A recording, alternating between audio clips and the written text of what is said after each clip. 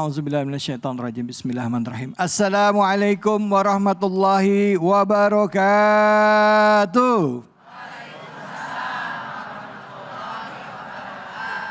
Jawab salamnya lemes banget. Sekali lagi, Assalamualaikum warahmatullahi wabarakatuh.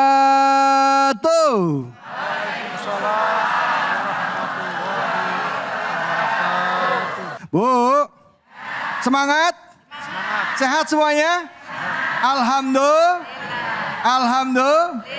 Mari pertama-tama kita panjatkan puji syukur atas kehadirat Allah Subhanahu wa taala. Tidak lupa kita berikan salawat dan salam kita kepada junjungan kita, manusia yang mulia Nabi besar Muhammad sallallahu alaihi wasallam beserta keluarga, sahabat dan umatnya yang setia hingga akhir zaman. Bu. Pak. Pak, Bu. Sekarang kalau kita lihat ya, banyak orang yang diberikan ujian Allah berupa kelebihan. Lebih harta, pangkat, jabatan dibandingkan dengan yang lainnya. Betul apa betul?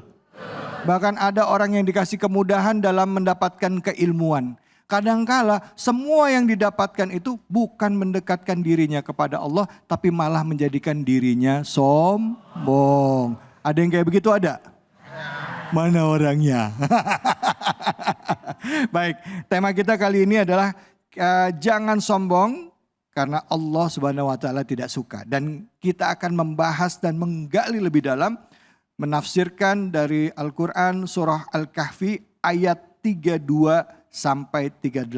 Dan di kesempatan pertama sudah hadir bersama dengan kita guru kita Al-Mukarram Al-Ustadz Dr. Hilmi Firdausi. Untuk itu waktu kami persilakan. Fadhol Ki. Malam-malam ngerujak mangga. Cakep. Yang jawab salam saya doakan masuk surga. Amin. Assalamualaikum warahmatullahi wabarakatuh. Waalaikumsalam warahmatullahi wabarakatuh. Memuji Allah Subhanahu wa taala dengan mengucapkan hamdalah bersama-sama. Alhamdulillahi rabbil alamin. Berselawat kepada baginda Nabi dengan mengucapkan Allahumma salli ala Sayyidina Muhammad wa ala ali Sayyidina Muhammad.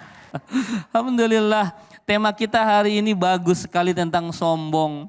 Ini era sosial media, ini eranya orang-orang sombong. Istilahnya apa tuh? Flexing. Ya? Flexing. Ke pengajian bisa nggak flexing?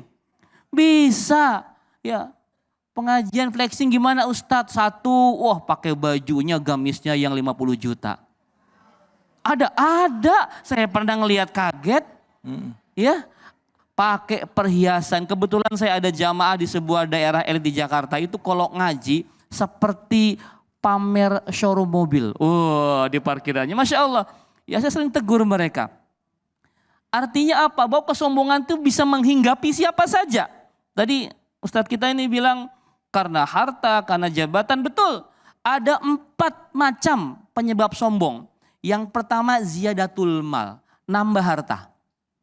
Nambah harta sombong masuk akal nggak? Masih masuk akal deh. Ya walaupun nggak boleh. Orang kaya dia sombong, ya lumayan dah. Kaya sombong, kalau miskin sombong keterlaluan tuh. Iya kan? Tapi nggak boleh tetap. Ya nanti kita bahas di surah Al-Kahfi tentang orang kaya. Yang kedua ziyadatul mansib.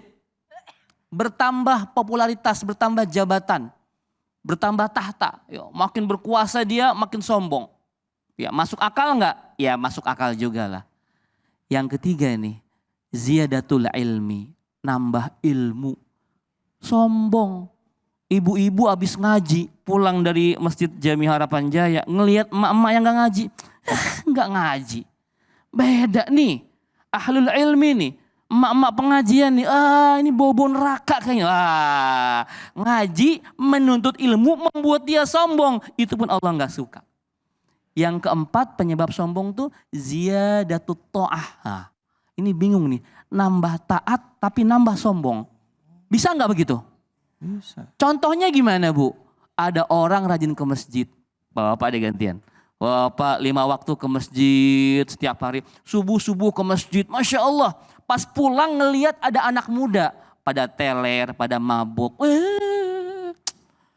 Bau-bau neraka ini mah. Ya, beda sama saya ahlul masjid, Masya Allah. Pak, hati-hati. Ketaatan bisa membuat orang sombong. Dan orang sombong itu kata Rasulullah SAW, la yadkhul jannah man kana fi qalbihi mithqala habbatin min khardalin min kibar. Kata Rasul, tidak akan masuk surga, bahkan tidak akan mencium bau surga bagi orang yang walaupun di hatinya ada setitik kesombongan seperti biji sawi. Jadi kita sombong sedikit saja itu Rasul nggak suka dan pasti nggak masuk surga. Hati-hati dengan sombong. Di surah Al-Kahfi ayat 30 sampai 38 Allah menceritakan, di Al-Kahfi itu surat tentang cerita, Bu. Ibu kalau baca malam Jumat ya sunnah malam Jumat itu baca Al-Kahfi, Pak. Ingat ya, sunnah malam Jumat. Iya, jangan yang lain ya. Ini kan kadang-kadang sunnahnya sunnah yang lain tuh. Ya, malam Jumat baca Al-Kahfi, baca salawat gitu ya. Ini Al-Kahfi yang sering kita baca malam Jumat tuh isinya tentang cerita. Yang paling terkenal apa?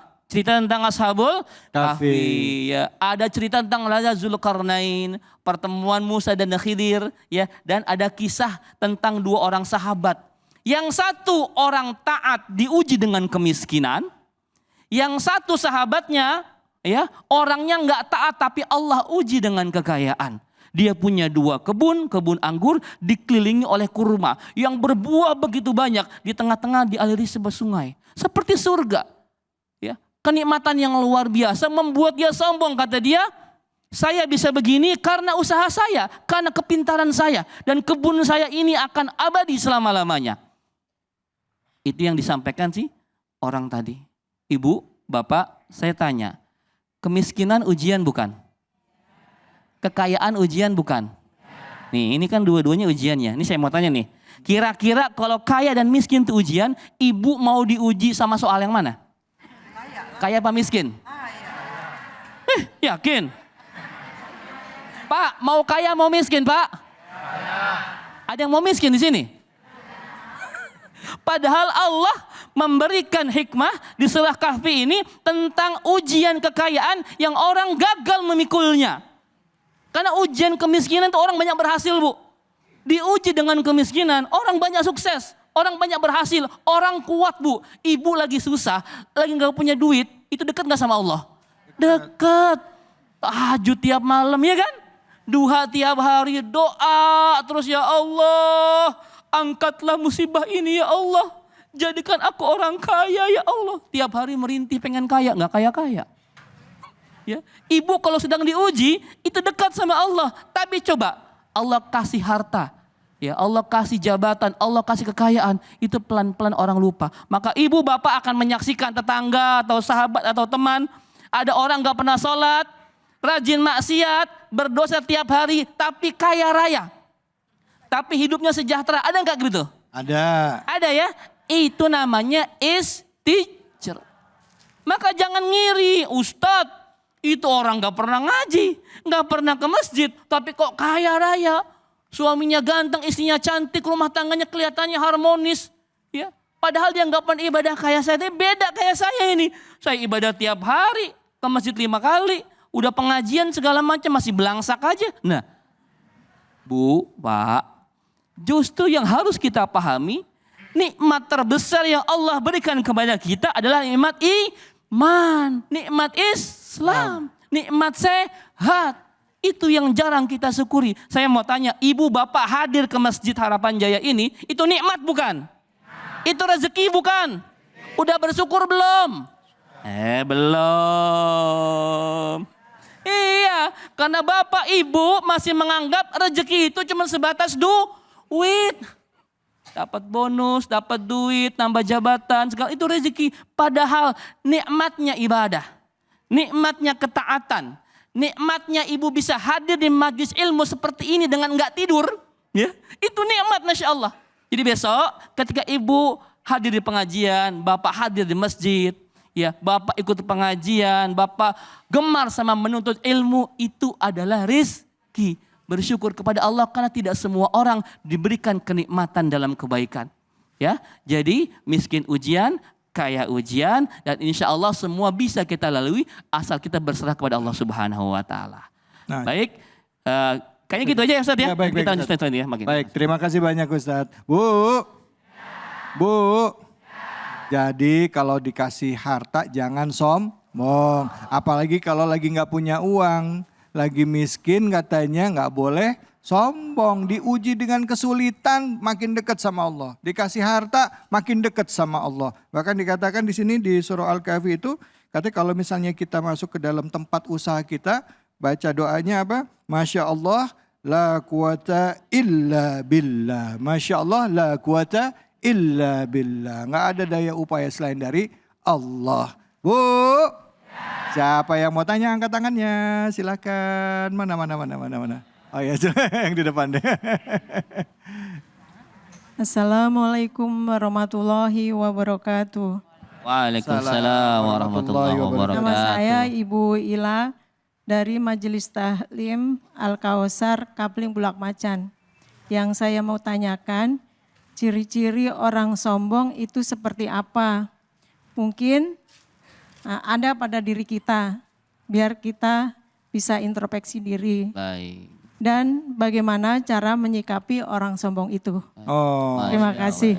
Assalamualaikum warahmatullahi wabarakatuh. Waalaikumsalam warahmatullahi wabarakatuh. Silakan, Kiai. Ibu siapa Bu? Ibu Ila. Ila, ya Ibu Ila. Ibu sombong nggak Bu kira-kira Bu? Ya, ciri sombong yang pertama itu, yang paling utama adalah menolak kebenaran. Ya, menolak kebenaran itu sombong. Karena itu ya Abu Jahal, Abu Lahab itu orang-orang sombong. Karena mereka menolak kebenaran yang mereka tahu itu sesungguhnya benar. Maka ketika ada orang menasihati ibu, ya ibu ngaji apa Bu di Masjid Harapan Jaya? Ngaji, sok suci kamu, hati-hati. Ibu tahu ngaji itu benar, tapi ibu menolak kebenaran. Ibu orang yang sombong. Ya, yang kedua suka merendahkan orang lain dan merasa diri ini lebih baik dibanding orang lain. Ngelihat orang belum pakai hijab, beda level kita mah. Ya, ngelihat orang yang sedang di luar di mall, hari gini ke mall, ngaji, ke masjid dong. Ya, kita merasa lebih baik dibanding orang lain, itu ciri-ciri sombong. Walaupun cuma terbersit. Mohon maaf ya, ibu jalan ke sini ngelihat teman-teman ibu yang sedang senam zumba, ya, senam apa lagi nggak ngerti saya ya. Dalam hati ibu nggak ngomong tapi ibu memandang. Kita emang beda ya. Hati-hati Bu. Hati-hati. Jangan-jangan perasaan walaupun terbersit dalam hati kita itu merendahkan orang lain, kita masuk orang sombong Bu. Kita nggak tahu Bu, jangan-jangan emak-emak yang zumba itu nanti husnul khotimah. Sedangkan ibu yang pengajian di masjid ini, jangan-jangan su'ul khotimah. Na'udzubillahi min dzalik. Maka tidak boleh kita menganggap orang lain lebih buruk dibanding kita. Ya. Itu ciri besarnya. Walaupun masih banyak ciri-ciri, tapi yang pertama tadi adalah kita menolak kebenaran, kedua menganggap diri kita lebih baik dibanding orang lain. Gitu ya Bu ya. Baik Ustadz, baik terima kasih banyak Ustadz. Ustadz kalau misalnya ini tadi ibu-ibu, kalau bapak-bapak Ustadz biasanya tuh kalau bapak-bapak atau laki-laki ya yang udah ikut ngaji, ketemu sama teman-temannya gitu ya. Itu di dalam grup WhatsApp gitu kan, itu suka adu-aduan ini nih, adu-aduan ilmu dalil. Nah, kayak gitu tuh termasuk sombong gak sih Ustadz? Maksudnya kadang-kala kalau udah dibantah, bantah lagi, ngerasa dirinya tuh kalau dibantah tuh kayak kesinggung gitu jadinya. Akhirnya dia left group. Nah, silakan Ustadz. Hati-hati dengan perdebatan di grup WhatsApp ataupun di mana saja. Ya, grup-grup masjid tuh, wah apalagi sekarang zaman AI ya. Iya. Orang itu pinter ayat belum tentu pinter beneran Bu. Karena tinggal ngetik di ChatGPT, di Meta AI, di Gemini segala macam itu keluar semua. Nah, yang menjadi masalah sekarang ketika berdebat di sebuah grup, ya akhirnya berbantah-bantahan, semua saling mengeluarkan dalil, padahal niatnya bukan untuk membenarkan atau menasihati, tapi untuk menjatuhkan dan nggak mau kalah. Ya. Makanya saya tidak pernah merekomendasikan orang untuk berdebat di grup. Ibu kalau ada masalah sama temannya, bapak ada masalah dengan temannya, mending ketemu langsung Pak. Karena orang yang galak di grup WA biasanya itu diem kalau lagi ketemu. Iya kan? Ya. Kalau ada masalah jangan dilempar di grup, mendingan ngumpul di masjid, ngomong di situ. Sampaikan baik-baik. Karena kalau ketemu begini kita bisa ngelihat wajahnya, mimiknya segala macam. Intinya apa? Jangan ingin menasehati tapi ingin menjatuhkan. Karena para sahabat itu, para ulama terdahulu itu kalau menasehati tidak mau merendahkan yang dinasehati. Masya Begitu. Allah. Bahkan nasihatinnya aja nggak boleh merendahkan ya. Iya. Nanti tata cara nasihatin juga akan dijelasin sama Ustadz. Tapi nanti sabar. Setelah ini kita akan mendengarkan lagi ya. Kajian kita masih membahas tentang sombong. Apakah ada tanda-tanda sombong dalam diri kita? Jangan kemana-mana, tetap di sini. Di Cahaya Hati Indonesia.